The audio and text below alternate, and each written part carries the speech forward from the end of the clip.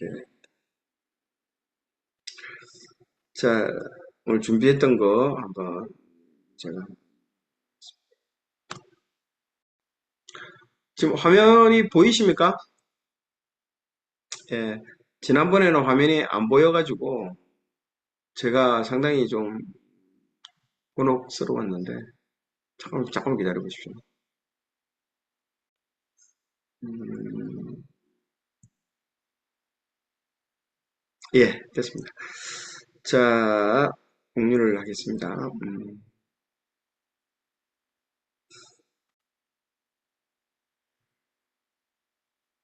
오늘 뭐 이사야는 재미있습니다. 재미있는 내용이라서. 화면 보이시죠? 예, 예. 이사야를 들어가기 전에 이제 시대적 배경 관련해서 좀 설명을 좀 하겠습니다. 지금 보시는 바와 같이 이 구약 시대 때는 이제 왕정 시대부터 이제 얘기를 합니다. 이게 이제 왕이 왜 중요하냐? 예, 예수님도 이 왕 중의 왕이라는 개념이고, 실제로 우리가 하나님이 우리를 만드실 때는 진짜 왕 같은 존재로 진짜 만들었습니다. 그러니까 그 에덴 동산에서 하나님께서 그 아담에게 준 지위는 왕입니다. 왕. 예, 그런 개념으로 보셔야 됩니다. 예, 정말 네가 하고 싶은 대로 다 하게끔.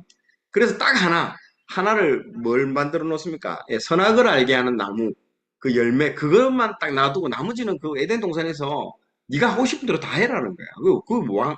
왕 같은 존재인 거예요. 그 선악을 알게 하는 나무가 뭘까요? 예, 네가 왕인데 그래도 너 위에 내가 있다라는 하나님의 마지막 그 어떤 그게 선악을 알게 하는 나무거든요. 근데 그걸 통해서 그게 어떻게 보면 우리는 자꾸 왜 그걸 만들어서 하나님이 우리를 뭐 테스트했냐, 뭐 시험했냐, 그래 하는데 그게 아니고 하나님과 우리 사이에 연결하는 정말 마지막 그 줄 하나인 거예요, 그게. 하나님과 우리 사이를 연결하는 그게 선악을 알게 하는 나무입니다, 진짜. 그걸 잘 모르니까 이제. 그래서 진짜 왕 같은, 그래서 신약에 우리를 왕 같은 제사장이라고 이제 표현을 하고 있잖아요. 예. 진짜 그렇습니다. 그래서 열왕기라는, 이 열왕기라는 이 개념은 정말로 이 모든 왕들에 대한 얘기들이 쭉 다 나옵니다. 왕이 어떤 왕들이 나오느냐. 그러니까 왕의 개념이 어떤 개념이냐. 진짜 우리를 왕으로 생각한다 했대요. 우리 개인으로 한번 생각해 보십시오. 우리가 하고 싶은 거 못하는 게 있습니까? 실제 우리가 하고 싶은 거 우리가 다 합니다, 실제적으로. 그래서 하나님이 우리한테 뭘 주시느냐, 자유의지를 주셨다는 것은, 그건 진짜 왕의 개념으로 우리 주신 거거든요. 온 천하 만물이 하나님 앞에, 하나님의 말씀에 순종해야 됩니다. 순종 안 하면 진짜 큰일 납니다, 진짜. 그런데 유일하게 인간만 불순종하죠. 진짜 이런 존재, 하나님이 엄청난 존재, 우리에게 이런 존재의 의미를 부여하셨다는 겁니다. 그걸 아셔야 됩니다. 그래서 정말 왕 같은, 진짜 왕 같은 그런 존재로 우리를 했죠.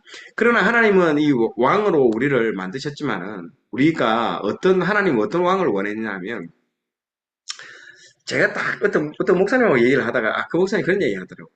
진짜 왕이지만은 어떤 왕 같은 걸 원했냐? 목자와 같은 왕을 원하는. 그렇죠. 그게 다윗이에요. 다윗의 모습에서 하나님은 정말 예수 그리스도예요. 그래서 예수님의 모습을 보통 우리 이 양을 안고 지팡이를 들고 하는 예수님의 그런 모습이 있잖아요. 어떻게 보면 잘못된 그림이거든요. 예수님의 직업이 뭐였습니까? 카펜터스거든요. 예. 목수라는 거예요. 목수인데 자꾸 목자의 모습을 그린 그림들이 많거든요. 그게 뭘 상징하냐면 그 성품을 얘기하는 거예요. 그러니까요. 그러니까 하나님은 그 왕에 대한 개념을 얘기를 할 때도 보통은 취해버리고 우리가 인간 왕에 대한 개념은 뭡니까? 막 일반 백성들 거 뺏어오고 세금을 갖다가 좀 갈취하고 또 뭐 마음에 드는 여인들을 후궁으로 삼고 막 그런 막 뺏어오고 막 이런 개념으로 우리가 왕으로 생각을 하는데 실제로 하나님이 원하는 왕에 대한 개념은 이 다윗을 통해서 하나님이 말하고 있는 게 그 목자와 같은 거거든요. 외부의 그 사자나 곰이 왔을 때 자기 양들을 지키는 것. 그러니까 양은 일반 백성을 설명하는 거고, 목자와 같은 왕을 설명하는 거예요, 진짜. 그래서 다윗을 보고 배우라. 다윗이 정확하게 그 모형에 제일 가깝습니다. 예수님도 그 모형에 가깝죠. 그래서 정말 목자와 같이 그 백성들을 보호하는 그런 개념이죠. 그러나 나중에 다윗도 보세요.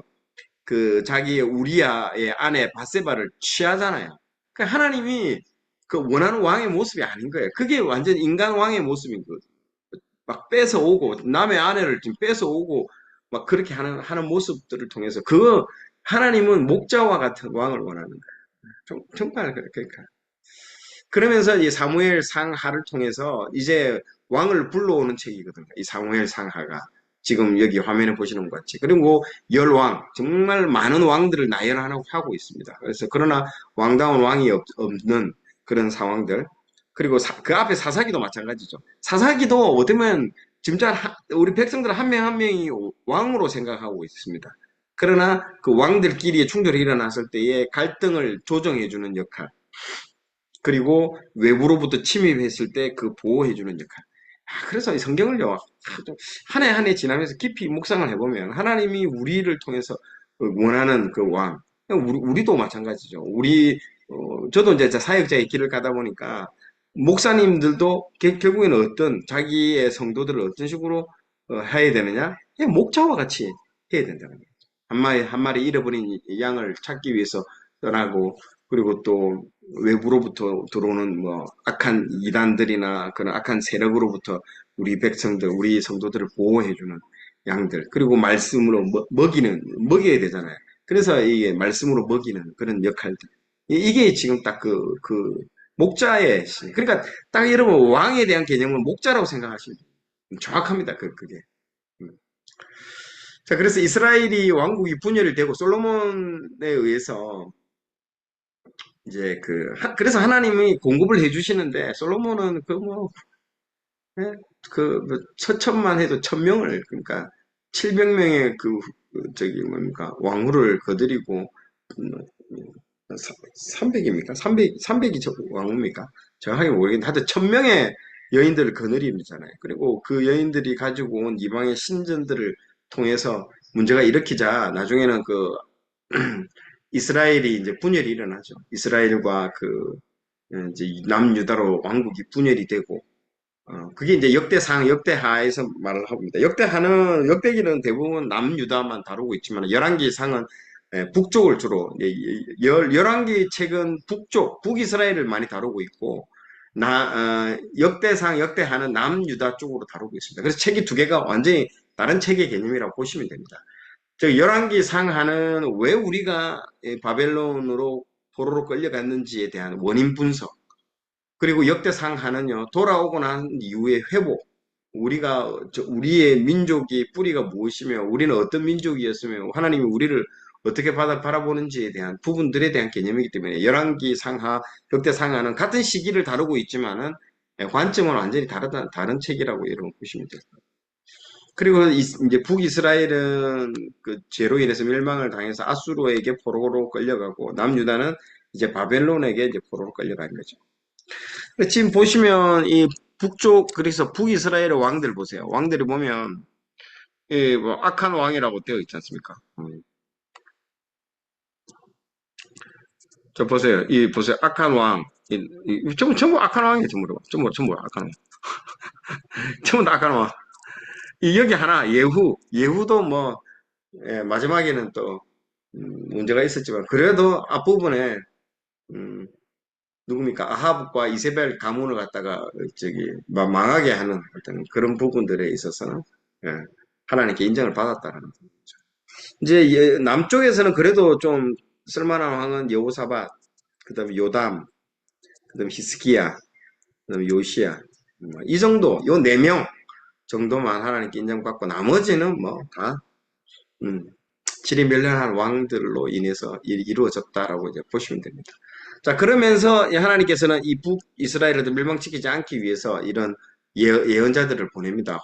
요나, 아모스, 호세아 이 세 명의 어떤 왕들을 보내가지고 하고, 또 남쪽은 오바댜, 요엘, 이사야, 미가 뭐 이런 식으로 보내죠. 그 중에 오늘 이제 주인공이 이제 이사야가 여기 나오게 되는 것이죠. 북이스라엘은 지금 이렇게 1대, 2대, 이 왕조가 총 9개 왕조가 나옵니다.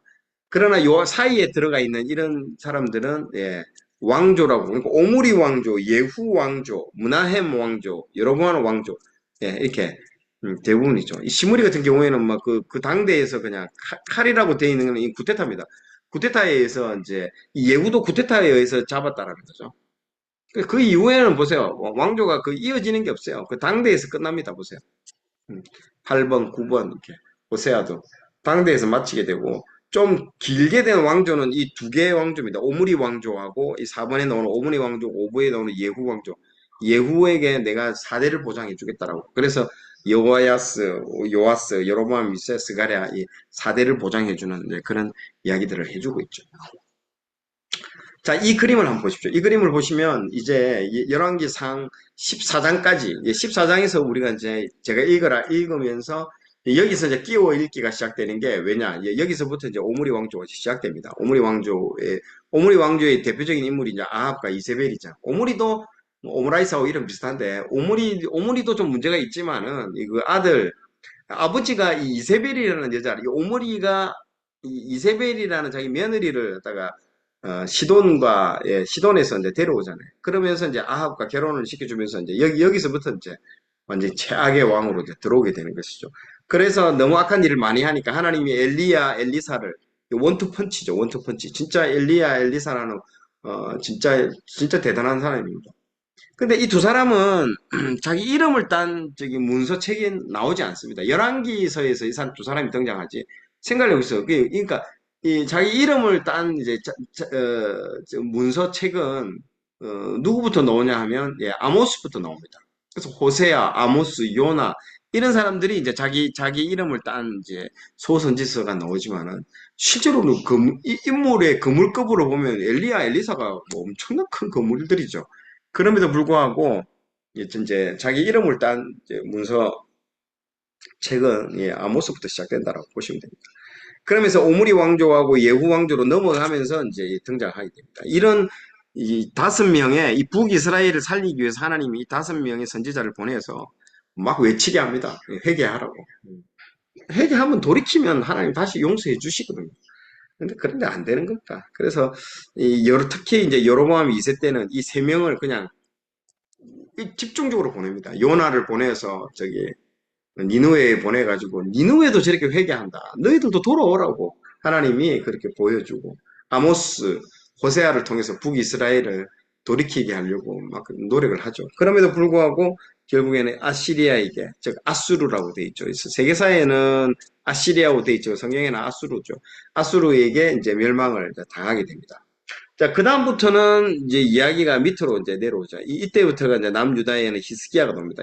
여기가 지금 오늘 읽게 될 이사야와 이제 밀접한 관계가 있죠. 그래서 여기 이사야가 나오지 않습니까? 이사야와 미가가 동시대 인물입니다. 두 사람은, 두 사람 모두 다 아주 탁월한, 진짜 그 소선지서에 나오는 사람, 대부분 사람들이 뭐 농사 짓고 뽕나무 뭐 하는 이제 이런 사람들이지만, 그래도 수준이 높은, 가장 수준 높은 두 사람을 꼽으라고 하면, 이사야와 미가입니다. 이 이사야와 미가의 책은 굉장히 수준 높습니다. 이사야는 왕족이고, 미가도 상당히 지금, 하마성경 지금 영상 나가고 있잖아요, 미가서. 대단한 사람입니다, 이 사람. 그래서 이 두 책이, 가장 수준이 아주 높은 책이라고 할 수 있죠. 그 다음에 나훔, 스바냐, 예레미야, 뭐 하박국 이런 식으로 이제 이렇게 진행이 됩니다. 그때 이제 왕들은 누구의 왕이냐? 요시야, 여호야스, 여호야김, 김긴, 시드기야 요 3대 요 3명의 왕들이 완전 이스라엘을 라면에 밥 말아 먹듯이 완전 다 말아 먹은 왕이죠. 우리나라로 치자면 고종, 순종, 철종 뭐 이런 왕들이 있잖아요. 조선시대 마지막 왕 3명의 그 트리오, 고종, 순종, 뭐 철종, 뭐 이런 사람들이라고 보면 됩니다. 김긴시드 외울 때 이렇게 외우십시오. 김긴시드기야, 여호야킨, 시드기야 이렇게 하죠. 요 3명이 완전히 다 말아먹죠. 요시야는 그래도 마지막에 한번 하나님께서 또 기회를 주시면서 요시야는 우리나라로 조선시대로 치면 뭐 영정조 시대, 정조왕 마지막에 한번 불꽃 한번 싹 하고 이제 끝나게 되는 그런 느낌. 그러니까 우리나라하고 이스라엘 역사는 너무 비슷합니다, 진짜로. 진짜로 조선시대 이 왕정시대하고 너무 흡사하죠. 거기도 망하고 우리도 망하고 망한 것도 보고 남북이 갈라진 것도 똑같잖아요. 동서로 나눠지지 않고 남북으로 또 갈라진 것도 우리나라하고는 너무너무 똑같이 너무너무 똑같습니다. 자, 이사야 이제 하겠습니다. 이사야가 이제 이때 이제 등장한다라고 보시면 됩니다. 히스기야에게 조언을 멘토의 역할을 합니다. 상당히 많은 조언을 해주죠. 그래서 실제로 이 히스기야가 처음에는 자기 노력으로 막 그 뭡니까 히스기야 뭡니까 그 터널도 만들고 별의별 노력을 다 합니다. 자기 노력을 합니다. 그러나 그것도 아무 의미 없습니다. 그래서 이사야가 그런 말을 하죠. 쓰잘데기 없는 짓 하지 말고 하나님 앞에 무릎 꿇고 기도하라고. 하나님께 이 성을 지키고 하나님 앞에 기도하라고. 네, 그렇게 얘기를 합니다. 그 조언을 받아들이고 이제 기도하면서 정말 하나님이 히스기야를 살리잖아요. 완전히 막 죽기 직전까지 갔는데 북쪽을 다 멸망을 시키고 북이스라엘 아수르가 북이스라엘을 멸망시키고 파죽지세로 내려오잖아요. 내려와가지고 이 남쪽에 있는 히스기야 예루살렘 성을 완전 외워 싸워버리잖아요. 그래가지고 아사 작전 그냥 굶어 죽이려고 하는 거잖아요. 딱 해가지고 뭐 1년이고 2년이고 뭐 3년이고 3년만 딱 여러분 바깥에서 한번 잠가 보십시오. 지금 여러분 지금 트럼프가 하고 있는 게 딱 그거잖아요. 해상 봉쇄를 해버리잖아요. 그러니까 그런 봉쇄를 하는 거예요, 봉쇄. 바깥에서도 못 들어오고 안에서도 못 나가고. 그러면 안에는 어떻게 될까요? 다 굶어 죽습니다. 여러분, 지금 트럼프가 하고 있는 게 지금 아사 작전입니다, 아사 작전. 이란을 그냥 굶어 죽이려고 하는 작전입니다. 뭐, 식량난, 나중에 이거는 아마 큰, 결국엔 손 들고 나올 거예요. 네, 한국하고 나올 겁니다. 그래서 그런 작전들을 쓰는 거예요. 예, 그 당시에도 아수르도 마찬가지죠. 그렇게 해서 바깥을 에워 싸는 거예요. 그리고 굶어 죽게 하려고. 근데, 히스기야가 터널을 만들어서 물길을 갖다 거슬러 오가지고, 물을, 예, 예루살렘 성 안으로 들어오게끔 하는 그런 놀라운 일들도 하죠. 그러니까 다 의미 없는 일들입니다. 결국에는 하나님께 기도해야 된다는 걸 깨닫게 되죠. 기도할 때, 그날 밤에, 예, 18만 5천 명의 완전 그 하나님의 천사가 이제 내려와서 18만 5천 명 그냥 야수르 군대를 다 그날 밤에 원샷을 다 그냥 다 한 방에 죽여버리죠. 그걸 이제 얘기를 하게 되는 거죠. 이사야의 그 조언을 받아들입니다. 이사야가 엄청나게 놀라운 일들을 합니다, 진짜. 자, 그래서 이사야는 여러 가지 찬양으로도 많이 메들리로 되어 있죠. 푸른 마르고 꽃은 시드나 푸른 마르고 하는 이런 찬양의 어떤 이 음악들이 참 좋은 아름다운 시적인 찬양들이 너무 많습니다. 거의 10편과 마찬가지죠. 네, 너희는 이전 일들을 기억지 말며 옛날 일들을 생각지 말라. 네, 보란 일을 행하리. 네, 죄송합니다. 노래를 잘 몰라. 못 불렀어. 그래서 이런 찬양들도 이렇게 많이 나오죠. 그리고 물이 바다 덮음같이 할 때 이 찬양도 마찬가지죠. 정말 여호와의 지식, 여호와를 아는 것들이 충만하게 될 때에 정말 하나님 놀라운 일들을 행할 것이다라는 거죠. 예, 이사야 이런 것들. 그러니까 슬픔 대신 희락을 죄 대신 화관을 하면서 이제 요런 이제 찬양들을 이사야 61장의 3절 너희들이 슬퍼하고 죄를 다 뒤집어 쓰고 회개하고 그렇게 해라고. 그러니까 그러면 하나님께서 너희들을 구원해 주실 거라는 거죠. 무릇 시온에서 슬퍼하는 자에게 화관을 주어 그 죄를 대신하며 예, 기쁨의 기름으로 그 슬픔을 대신하며 찬송의 옷으로 그 근심을 대신하시고 이런 시들을 보세요. 지금 이 이스라엘의 그 히브리어를 이렇게 번역을 해서 이렇게 한글로 번역해도 아름다운데 이 원문은 얼마나 더 아름답겠습니까? 그 이사야 11장 6절 너는 내가 너를 지명하여 불렀나니 너는 내 것이라 할 때 너는 두려워하지 말라. 내가 너를 구속했고 내가 너를 지명하여 불렀다. 너는 내 것이다. 참 그런 것들 이런 찬양들 보면요. 그리고 내가 너를 손에다가 진짜 내가 어떻게 의미가 그 자식을 잊겠느냐라는 표현들 보면 너무너무 아름다운 찬양들이 많이 납니다. 복음 들고 산을 넘는 자들의 발길 아름답도다 할 때 요 평화전하며 이 찬양들도 이사야 52장 7절 좋은 소식 이 복음을 얘기해요. 복음 전하며 이렇게 평화를 공포하며 복된 소식을 가져오며 구원을 공포한다. 시온을 향하여 내 하나님 통치하는 이런 것들. 일어나라 주의 백성 빛을 발하라 할 때 이 찬양도 마찬가지죠. 이 찬양의 놀라운 그리고 실제로 천국에서는 어떤 모습일까? 예. 그러니까 이런 찬양들. 음, 표범이 어린아이여 염소와 뭐 이렇게 찬양들도 있잖아요. 독사굴에 어린 아이 뭐손 넣고 뭐 장난치며 물지 않는 참사랑과 기쁨의 그 나라가 이제 속히 오리라 할 때 이런 찬양들 다 이사야에 나오는 찬양들입니다. 그래서 유명한 찬양팀도 있잖아요. 아까 제가 시작하기 전에 틀어놨던 게 아이자야 61이잖아요. 이사야 61장, 아이자야 61이라는 그 찬양팀. 제가 많은 찬양팀 있지만은 가장 그래도 말씀 중심으로 찬양을 하는 그 팀은 아이자야 61이더라고요. 그 찬양팀 참 좋아합니다, 제가. 예전에 한번 저기 그 공동체 성경 읽기 거기 가니까 그런 얘기를 하시더라고요. 그 이제 아이자야 61하고 친하다고. 그래서 내가 성경을 좀 설명하고 설명 끝마치고 나면 아이자야 61에 한번 그에 대해서 찬양 한 곡 부르고 하면 이렇게 콘서트처럼 말씀을 콘서트처럼 하면 참 좋겠다라는 그러니까 콜라보 하는 거죠. 콜라보 하면 너무너무 좋겠다는 예, 찬양만 있는 것도 그렇고 말씀과 찬양이 함께 이루어지면 참 좋겠다는 생각이 많이 들더라고요. 아이자야 61이 참 그런 부분이 참 좋은 것 같아요. 그런 찬양팀. 다른 찬양팀들은 조금 말씀이 약해요. 그러니까 약간 감성에 치우치는 것 같아요. 감성보다도 말씀 중심이 되어야 되거든요.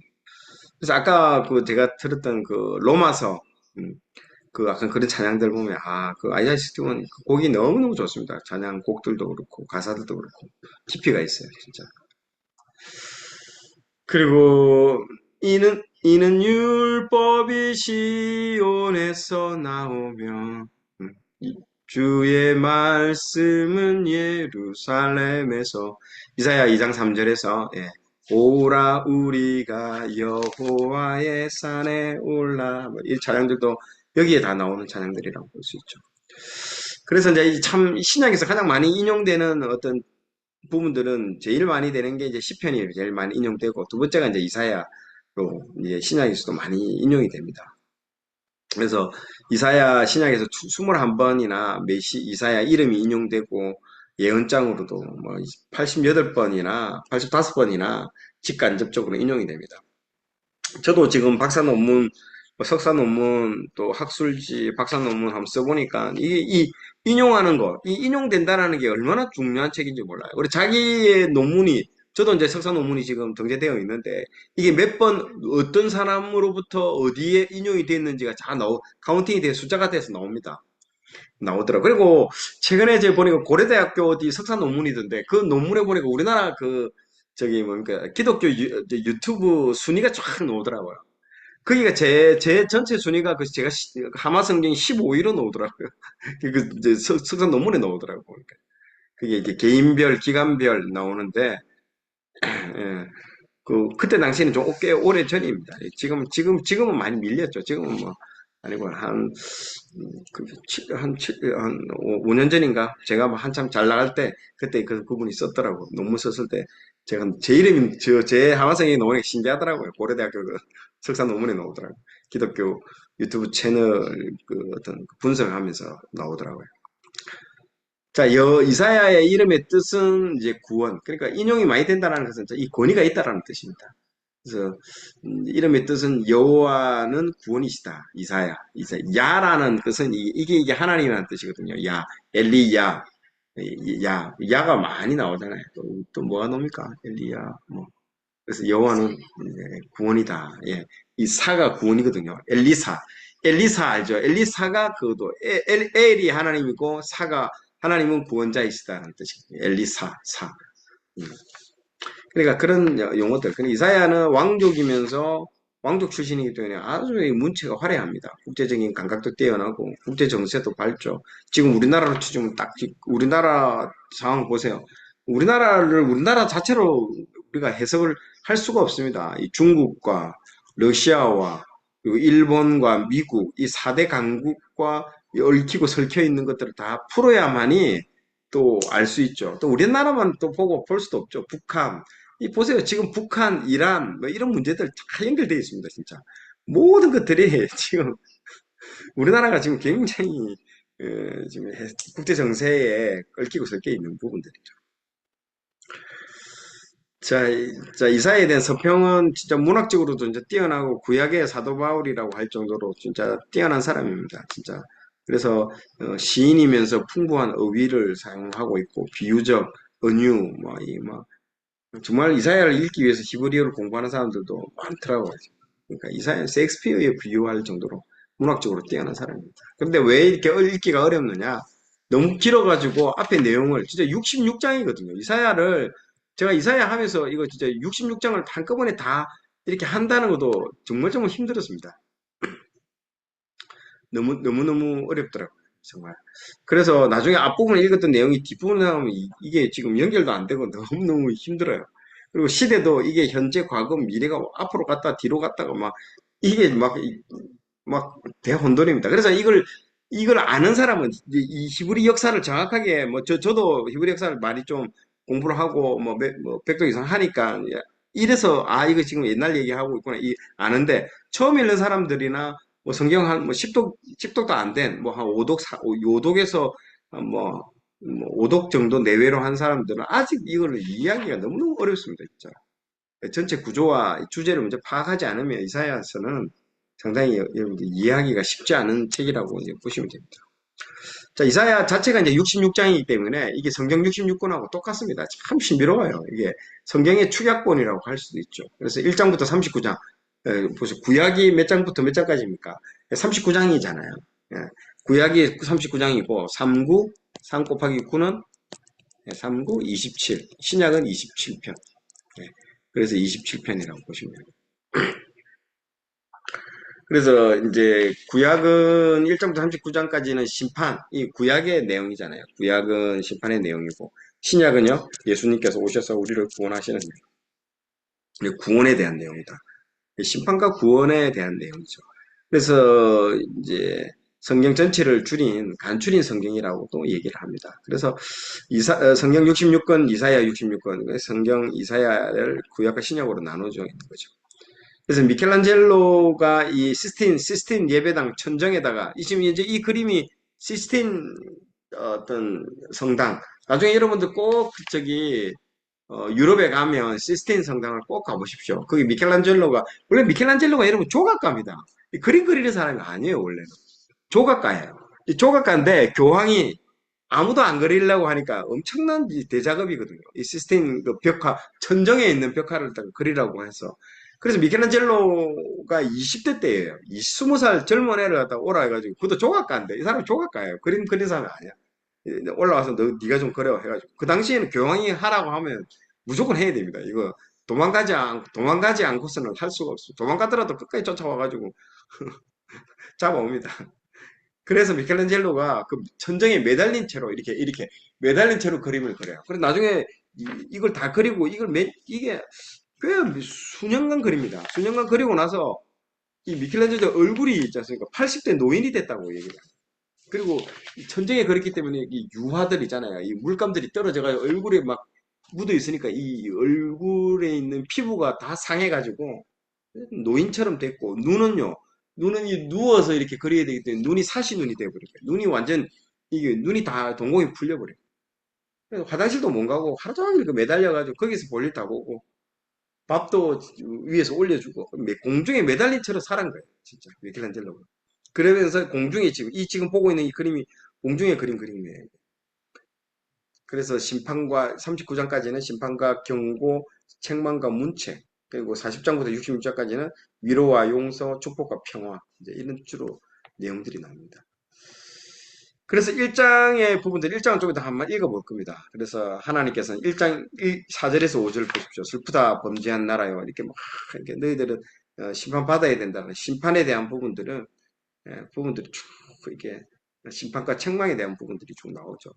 반면에 40장, 우리가 39장까지 끝나고 40장, 이제 구원에 대한 부분들이 처음 시작할 때, 너희 하나님이 이르되, 너희는 위로하라, 내 백성을 위로하라, 라고 쫙 얘기를 합니다. 그리고 이사야 아들 두 명의 이름도 스알야슈과 마할 살레 하스바스, 이름도 어렵습니다.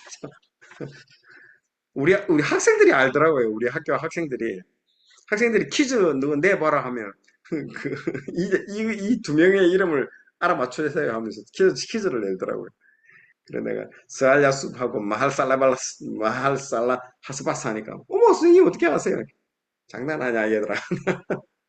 그래 아들 이름이 스알야숲은 남은 자가 돌아오리라 구원하겠다라는 거고 마할살라 하스바스는 파멸이 임박했다는 거 심판하겠다는 이 심판과 구원 이 자체도 보세요. 이 자기 아들 이름 두 명의 이름도 음, 구약과 신약 심판과 구원의 이름을 엽니다. 여러분들 그 실제로 그 성경에 나오는 사람들의 아들 이름 아들 성경에 나오는 아들의 이름을 짓는 건 이름은 뭐냐? 이거는 뭐냐면요. 여러분 신앙 고백입니다. 신앙 고백.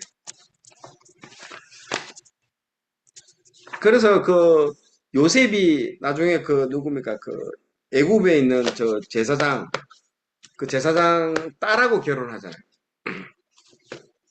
하고 나서 애를 두 명이 낳지 않습니까? 머나세하고 누굽니까? 에브라임 낳았잖아요. 그 두 명의 이름의 뜻이 하나님 나의 모든 그 슬픔을 잊게 하셨다는. 이제 그 뜻이에요. 그게 신앙 고백이라는 거예요. 아들 이름은 신앙 고백이라는 거예요. 신앙 고백.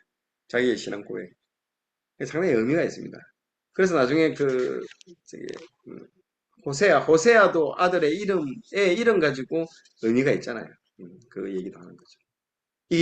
지금 이 그림이, 예, 시스틴 성당에 있는 천장의 그림인데, 이걸 미켈란젤로가, 여기 미켈란젤로 이걸 다 그린 거예요. 20대 때. 예, 이 화가도 아닌 조각가가, 미켈란젤로 조각가인데, 예, 진짜 올라가가지고, 진짜 다 그리기 때문에.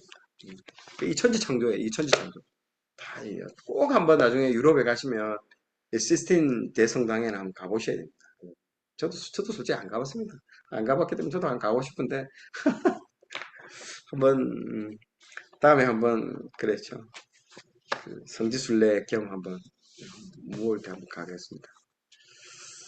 자, 이사야 1장 1절에 보면 왕 이름이 4명이 나옵니다. 이사야가 경험했던 이 왕 이름이죠. 예, 우시야, 요담, 아하스, 히스기야, 뭐. 예, 이때 이제 아모스의, 진짜, 얼마나 이사야가 오래 살았겠습니까? 이런 왕들과, 경험을 다 했기 때문에. 4명의 왕실에 활동해도 50년간 선지자로 활동한 겁니다. 우시아는 여러분 아시죠? 자기가 왕으로서는 정말 잘 치리를 했는데 나중에 이 사람이 뭔 잘못했죠? 자기가 왕임에도 불구하고 제사장 역할을 하겠다라고 제사 지내겠다고 들어가서 문둥병이 걸려버리잖아요. 그 사람이 이제 이 우시아입니다. 그래서 이 우시아는 열왕기에서는 좋지 않은 왕으로 평가를 받지만은 나중에 그 역대기에서는 아주 좋은 왕으로 평가를 받습니다. 완전히 그 관점에 따라서 완전히 다르게 평가를 받습니다. 요담하고 있고 아하스, 히스기야 이제 이런 왕들이 있죠. 정말 여러분이 보시면 이스라엘의 이 지역은 이 전 세계의 백곡과 같습니다. 백곡. 보세요. 위에서 이게 왜냐면 여기가 이집트가 있었기 때문에 항상 위에서 이 중원에 있는 이쪽에 사는 사람들은 이집트를 먹어야 되기 때문에 이집트로 치고 내려와야 됩니다. 그리고 이집트에 있는 사람들은 요 중원을 먹기 위해서는 항상 이리 와야 되고 또 여기에 있는 사람들은 항상 저기 서양 쪽으로 가기 위해서 그럼 이 삼각 트라이앵글 여기 이 삼각 트라이앵글 안에 있는 여기는요 전쟁이 끊임없이 세계대전의 해울입니다. 여기가 어딜까요? 여기 이스라엘이에요, 이스라엘. 그래서 하나님은 하나님의 손에 붙잡히지 않으면요. 여기는 평생 동안 전쟁에 시달립니다. 지금도 보세요. 지금도 전 세계 전쟁이 어디서 일어납니까? 이스라엘에서 일어나잖아요. 이란에서 이 전쟁이 일어난 것처럼 보이지만 실제적으로 그 주인공은 어디입니까? 지금 이스라엘입니다, 여러분. 이스라엘. 이 전쟁은 이스라엘 때문에 일어나는 거예요. 지금 모든 전쟁들. 그만큼 지금도 이 이스라엘의 영향력이 지금 막중합니다, 진짜. 이게 지금, 그러니까 이 수천 년 전에 일어났던 성경의 이야기가 지금도 이게 지금 고리로 연결돼가지고, 여러분 지금 그래서 지금 이런 전쟁들을 그냥 이란으로 바라보면 안 됩니다. 이스라엘로 다 성경하고 연결되어 있는 거야. 페르시아잖아요. 이란은 페르시아잖아요, 페르시아. 여러분들, 이란은 아랍이 아닙니다. 이란 사람들한테, 여러분, 아랍이라고 얘기하면 굉장히 기분 나빠합니다. 자기들은 지금도 그 페르시아의 왕자라고 생각합니다. 페르시아. 실제로 여러분들 그 중동에 축구하는 거 한번 보세요. 이라크하고 우리나라 축구할 때 이라크 사람들은 비쩍 말라가지고 키만 크고 비쩍 말랐는데요. 이란 사람들 축구할 때 보세요. 덩치가 유럽 사람하고 똑같아요. 진짜 유럽이에요, 얘네도요. 덩치 자체도 이 기골이 장대합니다. 실제로 그래요. 페르시아의 후예들입니다, 진짜. 완전히 다른 민족이에요. 그래서 실제로는 페르시아가 여러분 그 이슬람을 믿는 나라가 아니었습니다. 원래 거기가. 원래 거기는 진짜 서양 쪽이래도요. 미국하고도 친하고 이스라엘하고도 친하고 완전히 그런 이스라엘, 친미 국가였다. 그러다가 호메이니가 이걸 지금 이슬람 혁명을 일으키면서 나라가 전복이 돼버린 거예요. 그러면서 지금 나라가 그렇게 바뀐 것이. 역사를 모르면 완전히 뭐 고레스의 왕이잖아요. 그럼 완전히 이스라엘하고도 역사적으로 굉장히 친했습니다. 1970년대, 60년대 후반까지만 해도 친했대요. 자, 그래서 이 아수르가 이렇게 저대로 내려올 때, 아수르가 이제 내려올 때, 이제 여기서 이제 이사야가 조언을 해줍니다. 누굽니까? 누구한테 조언을 해주죠? 히스기야한테. 아, 히스기야. 예, 끄십시오. 예, 예, 소리를 끄셔야 됩니다. 자, 그래서 이렇게 아수르가 이렇게 내려올 때 이 아람하고 요 이스라엘하고 이 동맹들이 있습니다. 그래서 아람하고 이스라엘하고가 동맹을 이제 이게 맺게 되죠. 그러면서 이제 우리가 한번 붙어보자라고 얘기를 하죠. 그런데 아람하고 북이스라엘은 동맹을 맺는데 유다는요, 맺지 않습니다. 실제로 맺지는 않고 있다가 근데 갑자기 유다가 동맹을 안 맺다가 유다가 아수르한테 종을 바치는 거예요. 다이렉트로 종을 바쳐버리는 거예요. 그러니까 이 두 명이 열받아가지고 치러 오는 거예요. 이 아람하고 이스라엘이 북이스라엘이 요 남쪽에 있는 남유다를 치러 오는 거예요. 그러면서 이제 이야기가 시작되는 거예요. 역사를 알아야 됩니다. 그래서 이사야가 아하스 왕한테 조언을 합니다. 너희들 아직 제국주의자들은 어떤 나라인지를 모르는데 제국주의자들은 어느 나라하고도 우호 관계를 맺지 않는다. 역사는 하나님의 계획대로 진행된다. 그의 뜻을 믿고 신뢰하고 순종해라. 절대로 아수르에게 조공을 지원하지 마라. 그래 했는데 지원을 해버린 거야. 이 말 안 듣고 불순종한 거죠. 여러분 제국주의 지금 미국도 여러분 마찬가지입니다. 어느 나라하고 우호 관계를 맺지 않습니다. 실제로. 그러니까 우리나라가 한미 이 상호 방위 조약을 맺었다. 이거는 진짜 있을 수 없는 거예요. 미국은 절대로 안 맺는 나라입니다. 지금도 어느 나라하고 상호 방위 조약 맺는 나라가 어디 있습니까? 없습니다. 그리고 미국은 여러분들 지금 우리나라는 자꾸 우리나라 우파 이런 사람들 가보면 너무 역사적인 이 의식이 없는 것 같아요.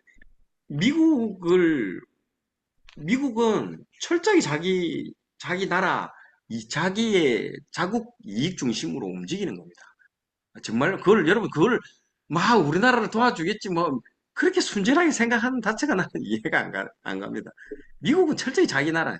우리나라는 어떻게 해야 되느냐? 미국이 우리나라를 도와줄 수밖에 없는 것들을 내밀어야 되는 거예요. 카드를 내밀어요. 반도체라든지 막 이런 걸 통해서 어쩔 수 없이 음, 우리나라에게 도움을 줄 수밖에 없도록 우리가 얼마만큼 너희들에게 중요한 존재라는 것들. 이게 외교고 이게 협상이에요.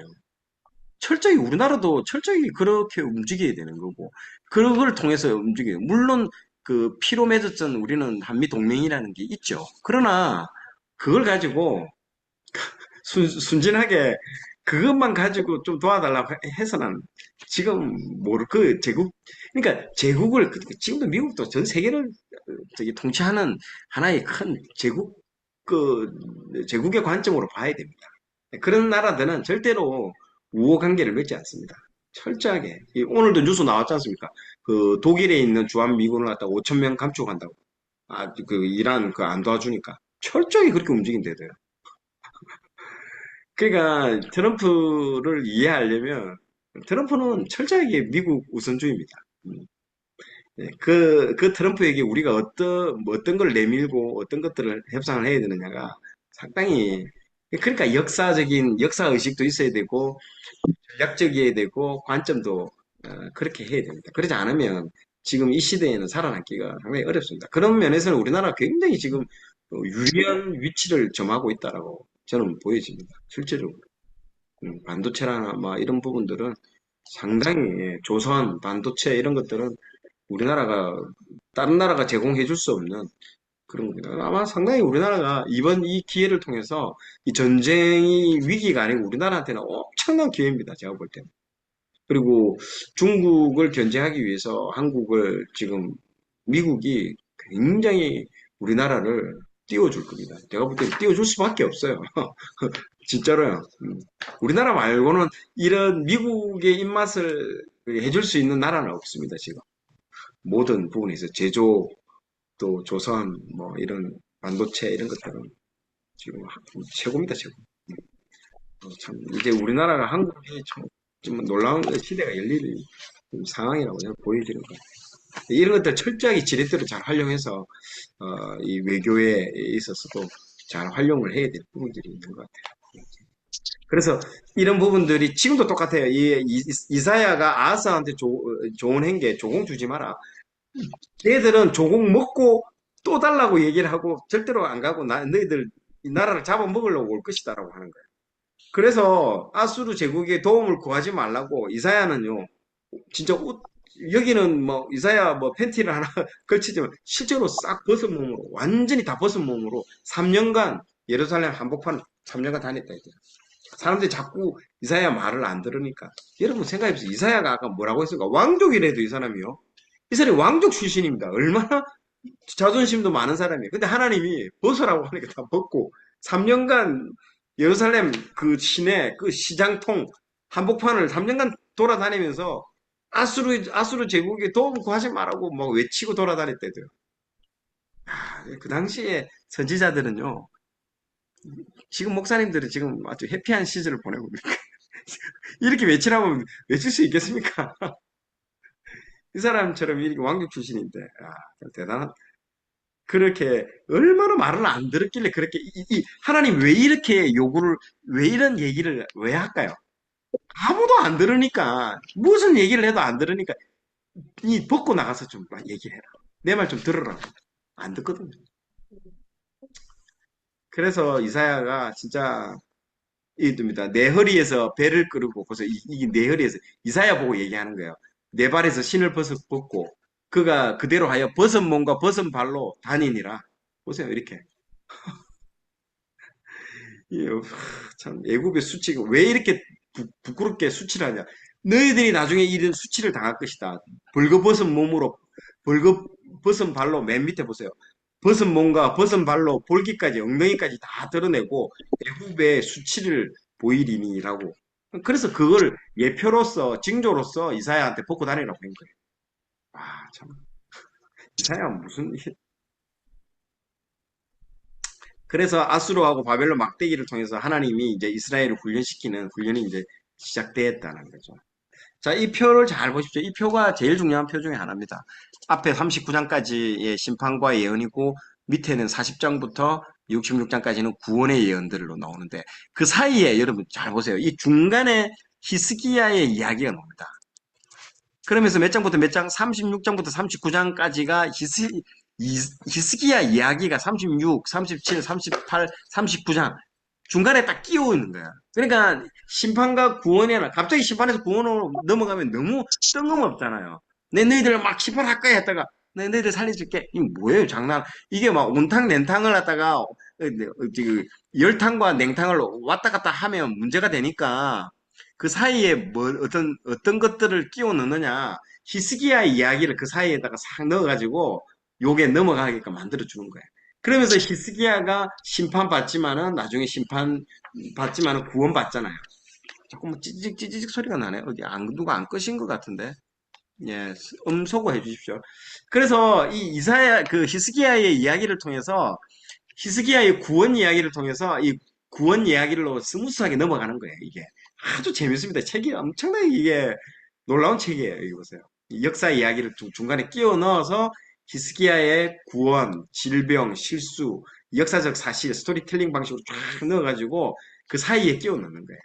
그래서 그런데 이런 전체적인 큰 틀을 모르고 읽으면 갑자기 뭐 열방을 심판하겠다 막 얘기하다가 갑자기 히스기야 얘기가 툭 나와요. 툭 받치는 거야.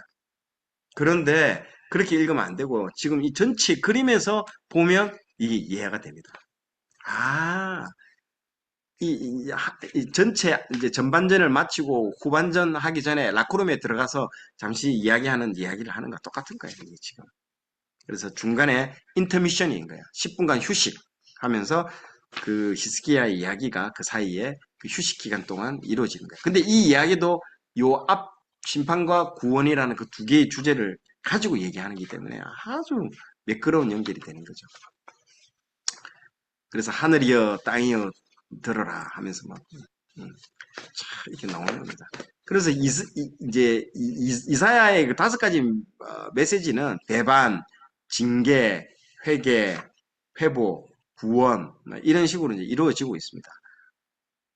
자, 한번 요 부분은 우리가 한번 저기 공동체 성경 읽기로 한번 읽어보도록 하겠습니다. 잠깐만요. 이사야 한번 펴보십시오. 이사야를 한번 펴보십시오. 잠깐만요.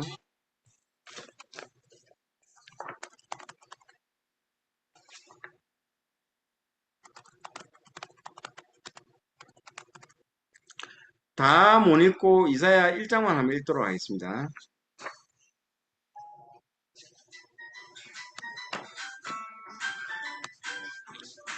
자, 이사야 잠깐만요. 공유하겠습니다. 이사야 제 1장.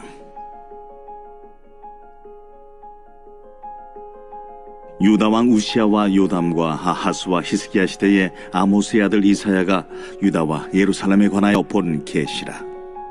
하늘이여 들으라, 땅이여 귀를 기울이라. 여호와께서 말씀하시기를, 내가 자식을 양육하였거늘 그들이 나를 거역하였도다. 소는 그 임자를 알고 나귀는 그 주인의 구유를 알건만은 이스라엘은 알지 못하고 나의 백성은 깨닫지 못하는도다. 슬프다 범죄한 나라여, 허물진 백성이요 행악의 종자여, 행위가 부패한 자식이로다. 그들이 여호와를 버리며 이스라엘의 거룩하신 이를 만홀히 여겨 멀리하고 물러갔도다. 너희가 어찌하여 매를 더 맞으려고 패역을 거듭하느냐.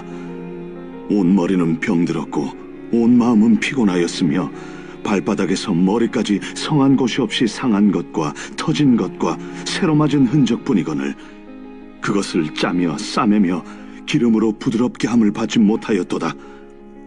너희의 땅은 황폐하였고 너희의 성읍들은 불에 탔고 너희의 토지는 너희 목전에서 이방인에게 삼켜졌으며 이방인에게 파교됨 같이 황폐하였고 딸 씌우는 포도원의 망대같이 참외밭의 원두막같이 애워싸인 성읍같이 겨우 남았도다. 만군의 여호와께서 우리를 위하여 생존자를 조금 남겨두지 아니하셨다면 우리가 소돔 같고 고모라 같았으리로다. 너희 소돔의 관원들아, 여호와의 말씀을 들을지어다. 너희 고모라의 백성아, 우리 하나님의 법에 귀를 기울일지어다. 여호와께서 말씀하시되, 너희의 무수한 재물이 내게 무엇이 유익하뇨? 나는 순양의 번제와 살찐 짐승의 기름에 배불렀고 나는 수송아지나 어린 양이나 순염소의 피를 기뻐하지 아니하노라. 너희가 내 앞에 보이러 오니 이것을 누가 너희에게 요구하였느냐? 내 마당만 밟을 뿐이니라. 헛된 재물을 다시 가져오지 말라. 분향은 내가 가증 여기는 바요, 월삭과 안식일과 대회로 모이는 것도 그러하니 성회와 아울러 악을 행하는 것을 내가 견디지 못하겠노라. 내 마음이 너희의 월삭과 정한 절기를 싫어하나니 그것이 내게 무거운 짐이라. 내가 지기에 곤비하였느니라. 너희가 손을 펼 때에 내가 내 눈을 너희에게서 가리고 너희가 많이 기도할지라도 내가 듣지 아니하리니 이는 너희의 손에 피가 가득함이라. 너희는 스스로 씻으며 스스로 깨끗하게 하여 내 목전에서 너희 악한 행실을 버리며 행악을 그치고 선행을 배우며 정의를 구하며 학대받는 자를 도와주며 고아를 위하여 신원하며 과부를 위하여 변호하라. 오라, 우리가 서로 변론하자. 너희의 죄가 주홍 같을지라도 눈같이 희어질 것이요 진홍같이 붉을지라도 양털같이 희게 되리라. 너희가 즐겨 순종하면 땅의 아름다운 소산을 먹을 것이요 너희가 거절하여 배반하면 칼에 삼켜지리라. 여호와의 입의 말씀이니라. 신실하던 성읍이 어찌하여 창기가 되었는고, 정의가 거기에 충만하였고 공의가 그 가운데 거하였더니 이제는 살인자들 뿐이로다. 내 은은 찌꺼기가 되었고 내 포도주에는 물이 섞였도다. 내 고관들은 패역하여 도둑과 짝하며 다 뇌물을 사랑하며 예물을 구하며 고아를 위하여 신원하지 아니하며 과부의 송사를 수리하지 아니하는도다. 그러므로 주 만군의 여호와 이스라엘의 전능자가 말씀하시되, 슬프다. 내가 장차 내 대적에게 보응하여 내 마음을 편하게 하겠고 내 원수에게 보복하리라. 내가 또 내 손을 네게 돌려 네 찌꺼기를 잿물로 씻듯이 녹여 청결하게 하며 내 혼잣물을 다 제하여 버리고 내가 네 재판관들을 처음과 같이 네 모사들을 본래와 같이 회복할 것이라. 그리한 후에야 내가 의의 성읍이라 신실한 고울이라 불리리라 하셨나니, 시온은 정의로 구속함을 받고 그 돌아온 자들은 공의로 구속함을 받으리라. 그러나 패역한 자와 죄인은 함께 패망하고 여호와를 버린 자도 멸망할 것이라. 너희가 기뻐하던 상수리 나무로 말미암아 너희가 부끄러움을 당할 것이요 너희가 택한 동산으로 말미암아 수치를 당할 것이며, 너희는 잎사귀 마른 상수리 나무가 될 것이요 물 없는 동산 같으니 사모라기 같고 그의 행위는 불티 같아서 함께 탈 것이나 끌 사람이 없으리라. 아멘. 자, 여기서 1장에 모든 게 다 나옵니다. 지금 방금 1장 부분들을 우리가 살펴봤는데요. 잠깐만요.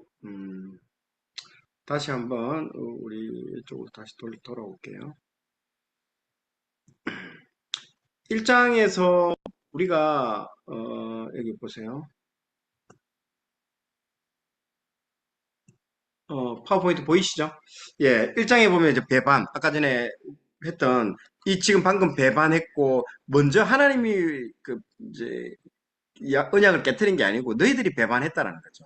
배반하면 징계하고 회개하고 회복하고 구원하겠다라는 거죠. 이 전체를 그러니까 이 이사야 1장 안에 뭐가 다 들어있냐? 이사야 66장 전체를 요약해서 방금 다 담고 있습니다.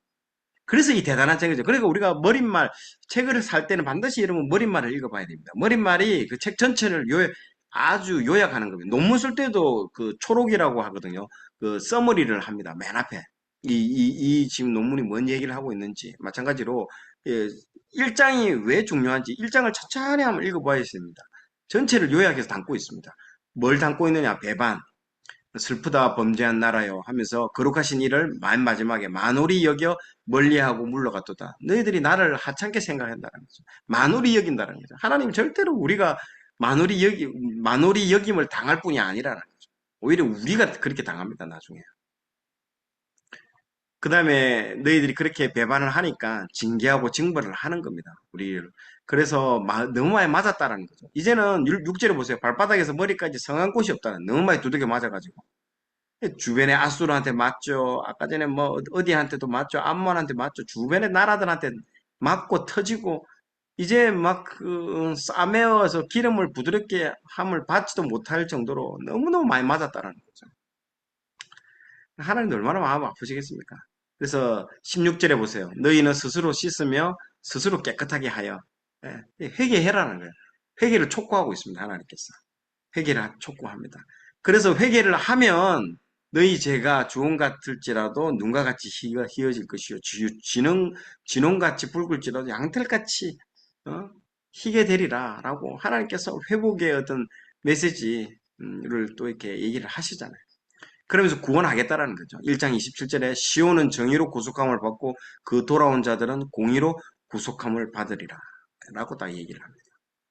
참, 그래서 보세요. 아까 얘기했던 그 배반, 징계, 회개, 회복, 구원, 지금 우리 인생을 살아보면 딱 이거잖아요. 우리 하나님 떠났다가 하나님한테 징계 받잖아요. 사람 막대기와 인생의 채찍으로 두들겨 맞고 하나님 잘못했어요. 회개하면 하나님 회복시켜 주시고 또 그러고 난 뒤에 우리를 그 상황에서 구원해 주시잖아요.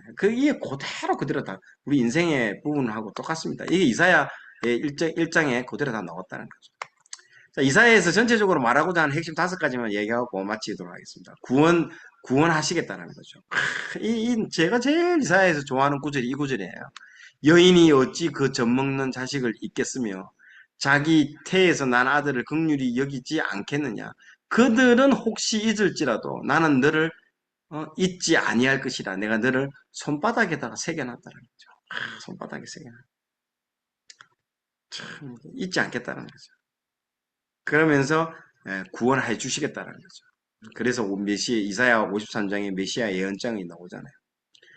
그리고 메시아를 통해서 이제 내가 보내주겠다. 메시아를 내가 너희들에게 보내주겠다. 그래서 임마누엘, 처녀가 잉태하여 아들을 낳을 것이요 그의 이름을 임마누엘이라 하리라. 얘기하죠. 그리고 이사야의 핵심의 세 번째는요. 남은 자, 렘넌트입니다. 이사야 11장 16절에 보세요. 그의 남아있는 백성들이 곧 아수르에서 남은 자들을 위하여 남은 자들이 있다라는 거예요. 이 사람들이 누굽니까? 구원받을 자. 우리가 나중에 보세요. 남은 자들이 있다는 거. 다 배도하고 떠나고 마지막 때 되면 주님을 다 떠나지만은 그러나 남은 자들이 있다라는 거예요. 엘리야도 뭡니까? 저밖에 없다고 하니까 하나님께서 야 7,000명의 내 남은 자들을 바알에게 무릎 꿇지 않는 그 남은 자들이 있다. 예. 그렇게 얘기를 하잖아요. 이게 굉장히 중요한 메시지입니다. 이 남은 자들이 있다는 거죠. 그래서 아들 이름도 스알야숲을 남은 자들이 돌아올 것이다. A remnant will return 이라고 해서 이 이름의 뜻이 그겁니다. 아까 전에 스알야숲이 남은 자들이 돌아올 것이다.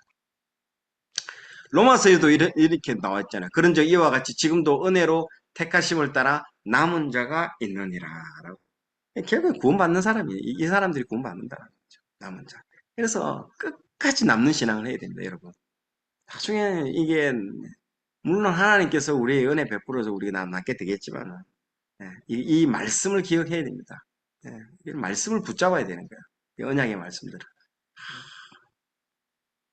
또 로마서 9장 27절. 또 이사야가 이스라엘에 관하여 외치는데 이스라엘 자손들이 수가 비록 바다의 모래와 같을지라도 남은 자만 구원을 받으리니. 로마서 말씀에서 어느 구절을 인용합니까? 이사야 말씀을 가지고 인용하면서 남은 자를 얘기하는 거예요. 이게 아주 로마서에서도 남은 자의 사상이 나오는데 이게 어디에서 근거를 가져왔다? 이사야에서 근거를 가져왔다는 거죠. 남은 자. 또 네 번째가 하나님 나라. 하나님 나라가 중요합니다. 이 마태복음도 제가 하나님 나라로 풀었잖아요. 제가 마태복음 보면 하나님의 통치, 하나님의 나라, 그 나라의 주권자는 하나님이시다는 거죠. 그래서 하나님 나라가 이사야 보세요. 보라 장차 한 왕이 공의로 통치할 것이고 백성들이 정의로 방백들이 정의로 다스릴 것이며 또 그 사람은 광풍을 피하는 곳, 폭우를 가리는 곳 같을 것이며 마른 땅에 냇물 같으며 곤비한 땅에 큰 바위 그늘 같으니 예수 그리스도를 좀 말씀하시잖아요. 통치자가 올 것이다라는 거죠. 메시아가 올 것이다라는 거죠. 그러면서 아까 전에 말했던 똑같은 구절이에요. 11장 6절에서 8절. 이게 하나님 나라다. 아이가 독사골에 손 넣어도 같이 지낸다는 거죠. 천국은 이와 같을 거라는 걸 얘기를 합니다. 다니엘도 하나님이 한 나라를 세울 것이다. 이건 영원히 망하지 않는 나라일 것이다. 이것도 하나님 나라를 얘기합니다. 마지막으로 5번째가 새하늘과 새 땅. 이사야 맨 마지막 장이잖아요. 65장, 66장. 보라 내가 새하늘과 새 땅을 창조하나니 이전 것은 기억되거나 마음에 생각나지 아니할 것이다. 이전 것 생각도 안 난다는 거예요. 내가 지을 새하늘과 새 땅이 내 앞에 항상 있을 것 같이 너희 자손과 너희 이름이 항상 있으리라 여호와의 말이니라. 진짜 저도 그래요. 저도 지금 하나님이 새 시즌으로 저를 갖다가 새로운 차원으로 인도하니까 이제 제 인생은 정말 꼬여도 안 풀려도 어떻게 이렇게 안 풀리는지 모르는 인생이었어요. 정말요. 여러분들 제가 엄마한테서 뭐 승승장구한 것처럼 보이죠. 저는 50 넘어서 이제 인생이 풀렸대요. 50 동안 아무것도 하는 일마다 안 되고, 삼수하고, 뭐, 별의별 일들이 있었대요. 그래서 나는 너무 나중에 물고 싶더라고. 내 인생이 왜 이러느냐. 근데 그 하나님이 그, 그 드라마틱하게 변화하기 위해서 그렇게 만드는 거예요. 요한계시록이 왜 그렇게 마지막에 끝나겠습니까? 엄청난 고난이 있는 거예요. 그 왜 엄청난 고난일까요? 그 드라마틱하게 반전을 하기 위해서, 그 드라마틱한 반전을 하기 위해서는 엄청난 그만한 고난이 있다라. 우리의 목숨이 진짜 경각에 달릴 만한 그런 일들이 일어난다. 그럴 때 놀라운 반전이 일어난다. 그래서 요한계시록 21장 1절 2절이 이사야는 예언을 했지만 요한계시록은 성취가 된 거죠. 또 내가 새 하늘과 새 땅을 보니 처음 하늘과 처음 땅은 없어졌고 바다도 다시 있지 않더라. 또 내가 봄에 거룩한 성 새 예루살렘이 하나님께로부터 하늘에서 내려오니 그 준비한 것이 신부가 남편을 위하여 단장한 것 같더라. 이 말씀이 아까 읽었던 이 말씀이 예언이고 이 말씀이 성취가 됐다. 자, 오늘 여기까지 하도록 하겠습니다. 정말 좋은 놀라운 말씀이죠. 이사야는 정말 좀 길어서 그렇지 읽으면 정말 놀라운 말씀들입니다. 그래서 방금 제가 요약을 했는데 요약했던 거 잘 보고 여러분들 한번 오늘부터 1장부터 쭉 읽어 나가기 시작하는데요. 잘 보십시오. 보시면 놀라운 어떤 부분들이 나올 겁니다. 자, 제가 기도하고 끝내도록 하겠습니다. 하나님 감사합니다. 오늘도 하나님 우리를 또 말씀으로 불러주시니 감사합니다.